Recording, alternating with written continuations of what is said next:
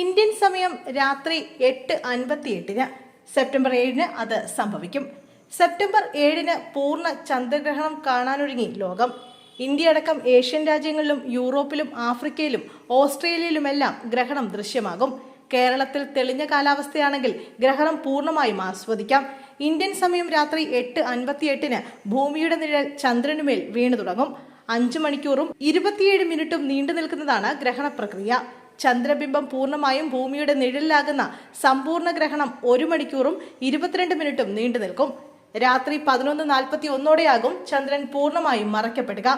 8-ാം തീയതി അർദ്ധരാത്രി കഴിഞ്ഞ് 22 മിനിറ്റ് പിന്നിടുമ്പോൾ ചന്ദ്രബിംബത്തിന് മുകളിൽ നിന്ന് നിഴൽ മാറി തുടങ്ങും. 2:25 ഗ്രഹണം പൂർണ്ണമായും അവസാനിക്കും. നഗ്നനേത്രങ്ങൾ കൊണ്ട് ചന്ദ്രഗ്രഹണം കാണാവുന്നതാണ്.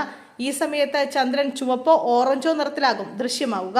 സൂര്യനിൽ നിന്നുള്ള പ്രകാശം ഭൂമിയുടെ അന്തരീക്ഷത്തിലൂടെ കടന്നുപോകുമ്പോൾ ഭൂമിയിലെ തരംഗദൈർഘ്യം കുറഞ്ഞ നിറങ്ങൾ മായുകയും തരംഗദൈർഘ്യം കൂടുതലുള്ള ഓറഞ്ച്, ചുവപ്പ് നിറങ്ങൾ ചന്ദ്രനിൽ പതിക്കുകയും ചെയ്യുന്നതാണ് കാരണം. ലോക ജനസംഖ്യയുടെ 60%-നും 7-ാം തീയതിയിലെ ഗ്രഹണം കാണാം എന്നതാണ് ഏറ്റവും വലിയ പ്രത്യേകത.